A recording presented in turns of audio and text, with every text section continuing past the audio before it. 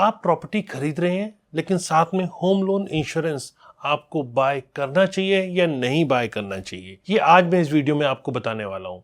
Video बहुत interesting है क्योंकि अक्सर लोग इसके बारे में नहीं जानते हैं, इसीलिए अक्सर लोग इसके अंदर फंस जाते हैं। ये बात सही है कि एक क्रूशियल एस्पेक्ट है ये, क्योंकि ये एक तरह से सिक्योर करता है आपके ड्रीम होम को। और फर्स्ट टाइम बायर हैं अगर आप और आप रीफाइनेंस के लिए देख रहे हैं, तो यहाँ आपको ये अंडरस्टैंड करना बहुत ज़रूरी हो जाता है कि होम लोन इंश्योरेंस किस तरह से ज़रूरी है या नहीं है और किस तरह से ये आपको प्रोटेक्शन देता है। तो आज इस वीडियो में यही सब आपको बताने वाला हूँ कि आपको खरीदना चाहिए या नहीं खरीदना चाहिए, और अगर नहीं खरीदना चाहिए तो क्यों नहीं खरीदना चाहिए। मतलब इसको एग्जैक्ट समझाने की कोशिश करूँगा, इसके सारे एस्पेक्ट, और साथ में एडवांटेजेस और डिसएडवांटेजेस भी आपको बताऊँगा, क्रक्स करके बताऊँगा कि आखिर आपको क्या करना चाहिए। तो चलिए वीडियो को शुरू करते हैं। लेकिन हाँ, शुरू करने से पहले आपको एक बात बता दूं, अगर वीडियो पसंद आए तो लाइक कमेंट शेयर करना मत भूलिएगा, क्योंकि बहुत इंपॉर्टेंट वीडियो है ये। ज़्यादा से ज़्यादा लोगों को शेयर कीजिएगा कि जिससे ज़्यादा से ज़्यादा लोगों का फायदा हो पाए। तो आगे बढ़ते हुए मैं आपको विस्तार से बताऊंगा कि क्या एग्जैक्टली होम लोन इंश्योरेंस है, क्या आपको लेना चाहिए, इसके अंदर इन्वेस्ट करना चाहिए या नहीं करना चाहिए। और हाँ, अगर वीडियो पसंद आए तो लाइक कमेंट करना ना भूलें, और फ्यूचर में और रेगुलर ऐसे इंफॉर्मेटिव वीडियोस जो रियल एस्टेट से रिलेटेड है, आपकी इन्वेस्टमेंट से रिलेटेड है, उसके लिए इस चैनल को सब्सक्राइब कर लीजिए। चलिए शुरू करते हैं, और आगे बढ़ के मैं आपको एक एक करके सारी जानकारी, इंपॉर्टेंट जानकारी देता हूँ। नमस्कार, मैं हूं Pradeep Mishra. The property Mishra show में आपका स्वागत है। यहाँ हम आपको प्रॉपर्टी और प्रॉपर्टी मार्केट की हकीकत बताते हैं, नो बकवास, डायरेक्ट काम की बात। चलिए शुरू करते हैं। चलिए समझते हैं पहले होम लोन इंश्योरेंस क्या है। होम लोन इंश्योरेंस की बात करते हैं तो ये एक तरह से क्लियर, जैसा नाम है वैसा ही ये सामने दिखता भी है। मतलब मॉर्गेज इंश्योरेंस और होम लोन प्रोटेक्शन प्लान।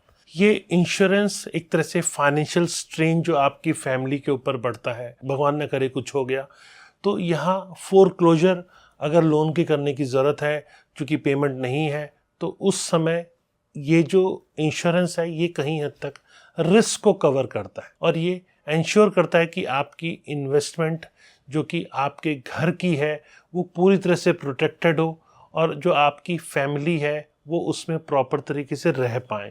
क्योंकि आपने प्रॉपर्टी तो खरीद ली, और अगर भगवान न करे कुछ हो गया तो उस टाइम यही होम लोन इंश्योरेंस आपको प्रोटेक्शन देता है, और इसके अभाव में कई बार लोगों को जो उनका आशियाना है उसे भी छोड़ना पड़ता है। तो इसीलिए ये ऑपरेशनल जो इसका प्रिंसिपल है वो मैंने आपको बताया। अब समझिए ऐसे कौन कौन से फैक्टर्स हैं जो आपको इसे खरीदते टाइम कंसिडर करने हैं। सबसे इंपॉर्टेंट है कॉस्ट ऑफ प्रीमियम। जब आप होम लोन डिसाइड कर रहे हैं तो आपको होम लोन इंश्योरेंस पे भी रिसर्च करनी है।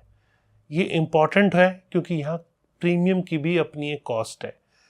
तो एडिशनल एक्सपेंस को, जैसे ओवरऑल कॉस्ट आप प्रॉपर्टी की ले रहे हैं, तो यहाँ पे एक तरह से ये भी एक एडिशनल कॉस्ट है होम लोन इंश्योरेंस का, ये भी आपको लेते टाइम ज़रूर देखना है।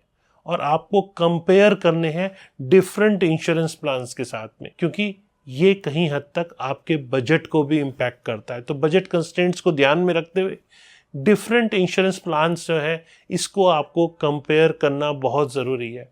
एग्जिस्टिंग लाइफ इंश्योरेंस, अगर आपके पास ऑलरेडी एक सब्सटेंशियल लाइफ इंश्योरेंस पॉलिसी है तो यहाँ पर बहुत ज़्यादा मेरे को इसकी ज़रूरत नज़र नहीं आती कि आप होम लोन इंश्योरेंस लें, क्योंकि ये आपको इवेल्युएट करना है कि क्या आपकी करंट जो कवरेज है क्या उतनी एडुकेट है कि वो एड्रेस कर सके आउटस्टैंडिंग लोन अमाउंट को पे करने में। मतलब उससे जो पैसा आएगा उससे आप आउटस्टैंडिंग लोन अमाउंट अगर पे कर पा रहे हैं तो आपको एडिशनल कवरेज लेने की मुझे नहीं लगता कि किसी भी प्रकार से ज़रूरत है। पॉलिसी टर्म्स एंड कंडीशंस, हमेशा आपको इंश्योरेंस बाय करते हुए, भले ही वो होम लोन इंश्योरेंस क्यों ना हो, उसकी टर्म्स एंड कंडीशंस को ज़रूर रिव्यू कर लेना चाहिए, क्योंकि ये आपकी होम लोन इंश्योरेंस में बहुत इंपॉर्टेंट रोल प्ले करती है।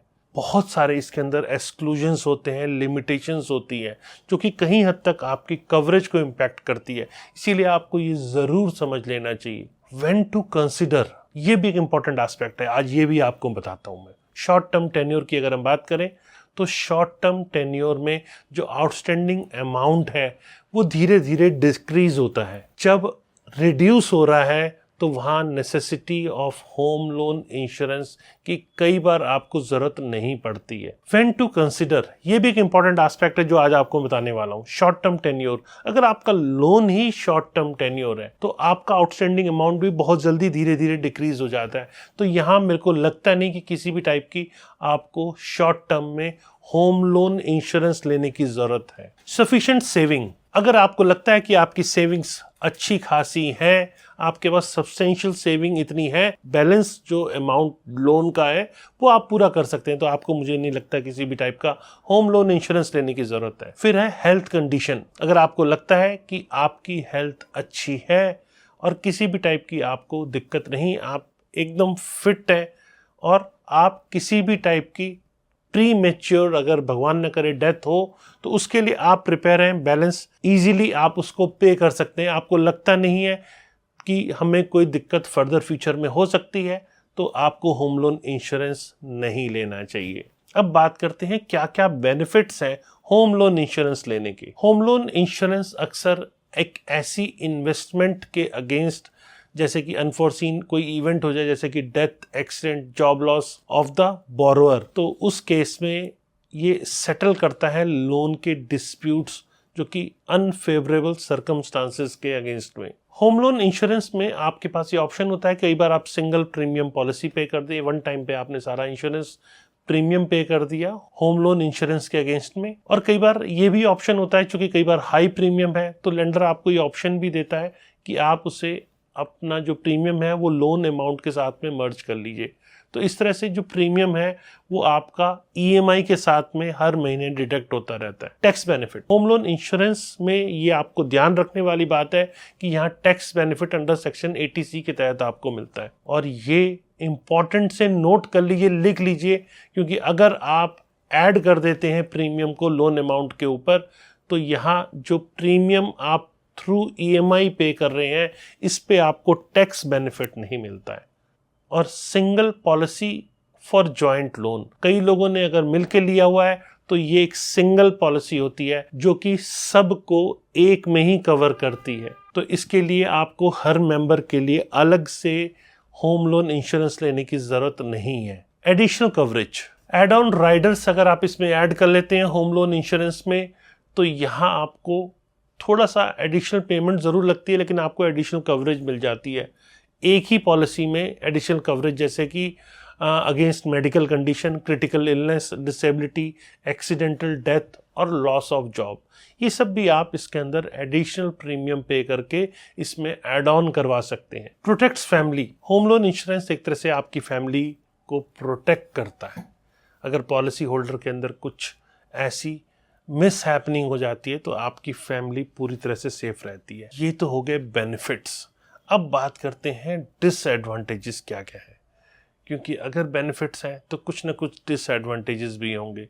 जी हाँ, डिसएडवांटेज की बात करें तो home loan protection plan costly होता है। इसे जब आप कंपेयर करते हैं टर्म इंश्योरेंस से तो यहाँ होम लोन इंश्योरेंस आपको थोड़ा सा कॉस्टली पड़ता है, एक्स्ट्रा बर्डन आपके ऊपर लेकर आता है। होम लोन प्रोटेक्शन प्लान कई बार देखा जाता है कि ये वैलिड सिर्फ 5 इयर्स के लिए होता है, तो ये आप इसकी वैलिडिटी ज़रूर चेक कर लीजिए। साथ में हमेशा डेथ के केस के अंदर आपको ये चेक करना बहुत इंपॉर्टेंट है कि कौन कौन से कॉजेज इसके अंदर लिखे हुए हैं। कई ऐसे डेथ के कॉजेज को होम लोन इंश्योरेंस कवर नहीं करता है, ये आपको ज़रूर समझ लेना है। साथ में होम लोन प्रोटेक्शन प्लान्स सिर्फ बैलेंस ईएमआई जो लोन की है सिर्फ उसको कवर करता है, ऐसा नहीं है कि पूरी प्रॉपर्टी की कॉस्ट वो बेयर करेंगे।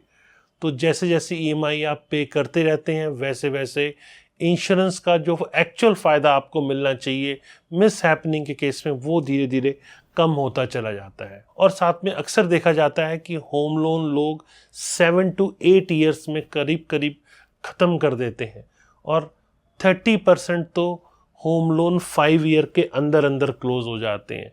तो यहाँ पर किसी भी टाइप का अगर फोरक्लोजर है तो होम लोन इंश्योरेंस की जिसकी आप पेमेंट कर चुके हैं वो नल एंड वॉइड हो जाता है, तो उसका फ़ायदा आपको नहीं मिल पाता है।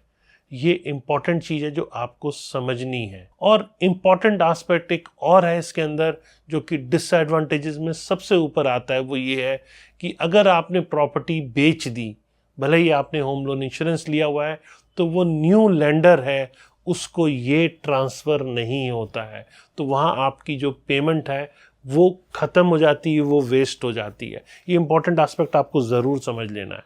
साथ में अगर एक से ज़्यादा उस पॉलिसी के अंदर पॉलिसी होल्डर है और दोनों उस प्रॉपर्टी के अंदर प्रॉपर एप्लीकेंट है, तो ऐसे केस में कई बार कंडीशंस को ऐसे घुमा के डाला जाता है कि वहाँ पर दोनों में से अगर एक भी जिंदा है तो वो होम लोन इंश्योरेंस के कवर से दायरे से बाहर होती है। तो ये आपको क्लॉज ज़रूर समझ लेना है। होम लोन लेते टाइम भी दो एप्लीकेंट हैं, तो उस केस में अगर एक की किसी तरह से मिस हैपनिंग गलती से हो जाती है, तो उस केस में एग्जैक्ट क्या इम्पैक्ट पड़ने वाला है, ये आपको टर्म्स एंड कंडीशन में ध्यान से पढ़ना है। अक्सर लोग ये गलती करते हैं और फिर वो फंस जाते हैं, और ऐसी स्थिति में जब आपको खुद सहारे की ज़रूरत है तब आपको प्रॉपर सहारा नहीं मिल पाता। तब आपको सारी टर्म्स एंड कंडीशंस पढ़नी पड़ती हैं जो आपको होम लोन या होम लोन इंश्योरेंस लेने से पहले पढ़नी चाहिए। तो मुझे आज प्रॉमिस कीजिए कि अगर आप होम लोन इंश्योरेंस ले रहे हैं तो आप सारी टर्म्स एंड कंडीशंस को खुद ध्यान से पढ़ेंगे। अगर आप इस चीज़ की कमिटमेंट कर रहे हैं तो नीचे कमेंट सेक्शन में यस लिखिए। अगर आपको लगता है कि आप अब भी नहीं पढ़ेंगे तो नो लिखिए, क्योंकि ये बहुत बड़ा सीरियस कंसर्न होता है आपके लॉस के केस में आपकी फैमिली के लिए। तो कैसी लगी मेरे द्वारा दी गई सारी जानकारी? अगर जानकारी पसंद आई तो लाइक कमेंट शेयर करना ना भूलें, और फ्यूचर में और रेगुलर ऐसे इंफॉर्मेटिव वीडियोस देखने के लिए मुझे सब्सक्राइब करें। नमस्कार एंड जय हिंद।